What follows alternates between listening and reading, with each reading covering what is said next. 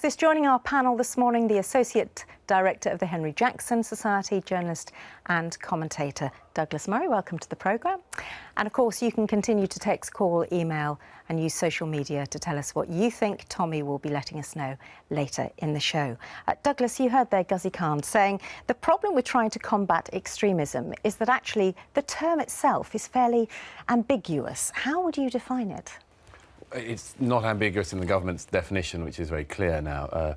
The government defines extremism as opposition to fundamental British values, such as the rule of law, democracy, liberal values, and indeed tolerance of other people's faiths.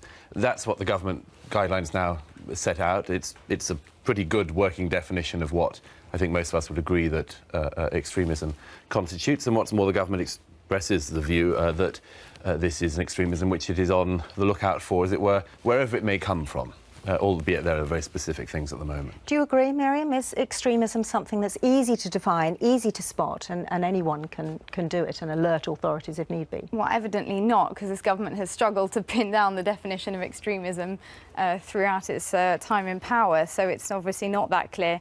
And I would actually argue that the current definition isn't that clear either. I mean, British values is a nebulous term, and what's constituted British values has evolved quite significantly over time. But David Cameron says they are of peace, democracy, tolerance and freedom. Those are our values. Yes, and I think Nicky Morgan was on a show recently saying that one of the values that wouldn't be considered extreme is homophobia, having been somebody who voted twice against gay marriage. I mean, there are lots of people who might get caught up in this definition of extremism who might not otherwise be considered to be extreme. And that's where I would say that I'm not actually sure that the government should be on the hunt for extremists. There are extremes in all societies. They're called the fringes, and we have to monitor them. But what the government should be focusing on is violence and terrorism. And what we need, therefore, is good cooperation between the communities so that they're not branded extreme. And so that sufficient intelligence can be garnered to identify the threat of violence. That's where the objective should be. Bishop Michael, I just want to pick up on your first point that you made, Miriam, about Nicky Morgan saying homophobia may be a sign of extremism. Well, yes, I mean, when the Prime Minister says to be intolerant of intolerance, I mean, that itself is intolerant. You know, what we don't want is a kind of liberal totalitarianism. I mean, that's no better than any other kind of totalitarianism. And yes, I agree with Miriam. I think extremism can be of many different kinds. What we should be concerned about is ideological extremism that leads to violence or to unjust discrimination against persons in the public place or in their employment or whatever. I think that is what we ought to be looking for. Otherwise, what we are doing, we are in danger of doing, is bringing up children not to value free speech and free thought, and that would be very sad for society. Well, let's have a look at that. I mean, I think it'd be more than sad. I think it's dangerous for Tragic, society. perhaps, yes. What, dangerous for teachers to effectively become spies in the classroom? Dangerous for debate to be squashed, because it's about what happens with behaviour. So if I'm frightened of speaking my mind and being challenged, then I'm going to shut up. Yes. And the most important thing is I say something absolutely wrong, absolutely ridiculous, and you say no. And as your teacher, you challenge me. Now, if I think that what I say, which is borderline, or we have what with kids we call a moratorium. It means that you can play out a whole load of views, and you don't actually have to do them. It's like role play. So teachers are there to enable pupils to role play. If they can't role play, they will take their frustration somewhere else. But this kind of thinking is not limited to children, is it? I mean, this is going to overflow into wider society. Of course, but it's the schools which has been the focus this week. Will it close down debate? And if it does, is that quite dangerous? I don't think so. Look, it's worth remembering what this is and what it isn't. This is not putting the totality of the government's counter-terrorism policy responsibility on the shoulders of teachers. It really is not. What the government is doing, and this is just a part of it, is they are trying to find a cross-departmental policy towards extremism. Obviously, the case of, among others, the girls from Bethnal Green who went to join ISIS earlier this year is an example and a demonstration of the fact that it's a real concern and that it obviously includes an element of responsibility within the teaching profession. But this is not, as I say, only the teaching profession. definition. It's about, and the whole government counter-terrorism, counter-extremism policy is about all sorts of parts of society. The Charity Commission, for instance, being given the powers to more rigorously pursue those organisations which use British charity law to help extremism. Well, another example, Ofcom, channels which often in foreign languages broadcast into the UK extremist material. Yeah. This is just one part of it. How very British. You know. Let's shut down channels that we think express illiberal views. No, hang on, Miriam, that's quite wrong. Just let Miriam wait. Just let Miriam make her point. Yeah, I just wanted to come back on the Bethnal Green example, which actually is a very poor example because the girls, for all intents and purposes, appear to have been radicalised in their bedrooms online. There's no evidence that they were radicalised within their schools. But I think it's really important for us to think carefully about what we want our schools to do. That is, what kind of spaces do we want schools to be? Are there spaces of trust between the community, educators and children? Or do we want to turn them into an extension of a government spy? And that's a problem. Yeah. What is good about this is the multi-layered. It's saying all sectors of society are responsible for all sectors of society. So let's look at schools, let's look at community centres and say, what are we doing? So I like the fact that the government is not just looking at one area, but is saying we are all affected by what's happening. We will all be affected by what's happening. The level of detail and the level of how much someone is felt that they have to be silenced, or about the internet filters as well, which is one of the issues. How on earth are you going to do that effectively? Those are questions. But the idea that we are all responsible for each other is linked to donation of organs and is linked to this. Just very quickly, I must come back on two points that Miriam made. The first is you really shouldn't portray the shutting down of extremist hate preachers who preach terrorism, preach hatred of British society, and say that being shut down is stopping free speech. It really is not. Well, there are laws on incitement in this country, and they should exist on the airwaves as well as elsewhere. And if you call for incitement, if you're an incitement preacher, then that is something that should concern Ofcom and concern this country. Secondly, on the case but of is it just hate? Sorry, Douglas. May I just ask? Are you talking about? I mean, hate is a sort of rather vague term. Are you talking about violence and discrimination? That's because international law forbids that, of course. Right. Absolutely, but it is something which, in recent years, many examples of that going on the airways. But just quickly, also on the Bethnal Green case, this isn't about whether or not they were radicalised at school or at home. The point about this is, can you help teachers look for the signs of radicalisation that these girls at Bethnal Green School would arguably have shown? Now, I have to stress, this is not, again, only about teachers. It's very hard if often a parent doesn't even notice their child is being radicalised, or a husband, as we saw recently of the women who recently went, doesn't notice it or says they don't notice it. But it is incumbent, I think, and possible that you could prevent some of these cases by at least arming teachers with the knowledge of what to look out for. And that's all this is. Okay. It is not spying. It is doing everything that everybody else can do as well. I'd like to bring in Mavis Hyman. In a sec, we'll be back with you. I'd like to bring in Mavis Hyman.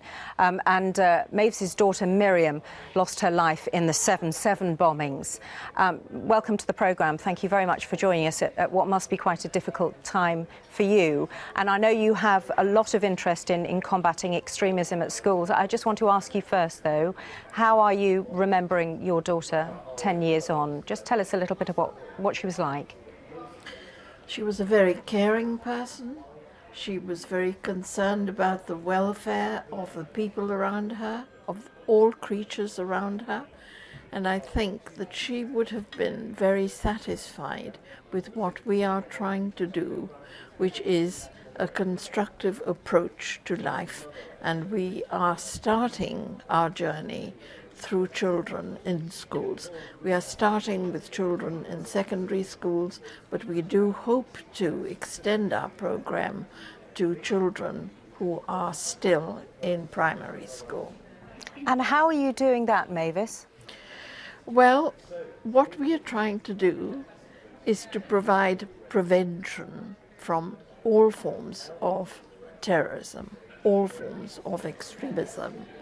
And we are aiming to do this by introducing a program of work which is not only within the national curriculum of the whole of the UK, but is also an extension of the ideas that are fixed on simply academic learning. We go beyond academic learning, and we go into spheres of preparing children for life skills. We hope to give them life skills. Yes, but Mavis, what specifically does the programme do to try to combat extremism? When you're talking to children about their life skills, how do you bring those thoughts in so that they don't become radicalised? Well, we hope to create a constructive mindset. That is, there is nothing political in our program, there is nothing religious in our program, there is nothing negative in our program. We concentrate only on the positive. So we feel that if we can create a constructive mindset in young people, that they will be aware that they should be thinking in a way which is constructive, and they do this first by learning to listen carefully, to listen with discrimination, to be able to process what they think independently, that they should be able to therefore act rationally. And I think that the other parts of the program have really to do with intercultural awareness. That is, we give the young people opportunities to be able to experience a different culture. Okay. Yes. All right. Many thanks, Mavis, for that, and how extremism is being tackled there in schools, primary schools, with a very positive attitude and much more understanding about other people's cultures. Let's find out from Tommy what you're saying at home about all this. Tommy? Thank you, Sian. Yes, lots of people getting in touch. Let's hear from Daniel on our Facebook page, who says, it's about time parents stepped up and stopped passing the buck. It's got nothing to do with schools unless they're religious schools. Barbara saying, I think it's disgraceful that teachers are asked to be the eyes and ears of Big Brother. Their job is to educate children and not to police them. So questioning what kind of role the schools really play in this. Vicky on Facebook says, surely the cure is for us to all have more tolerance, not less. And Marion in Tunbridge Wells says, we need to clamp down on the mosques that are promoting extremism rather than schools. And Naz on the text saying, extremism is not simple, kind of a point that Guzzy was making earlier on. It's not extremism is not simple to define, and in particular, putting this into practice in schools is doomed to fail. All right, Tommy, thank you very much. Bishop Michael, what about that point that said we should be focusing on the mosque rather than the school, that we're actually looking in the wrong place for extremism? Well, I think there are several different aspects to this. There's the international dimension. I mean, if we were not producing conditions in, say, a country like Syria that promoted radicalization, some of the problems that have been mentioned on this program would not exist. I mean, we've destroyed a perfectly good country and created problems for ourselves. So that has to be kept in mind. Then there's cyberspace. I mean, this cannot be underestimated. People are picking up these ideas not from the classroom, not in the mosque, but they are picking them up from the internet. Of course, the government's own policies in the past, coming back home, have encouraged isolation of communities.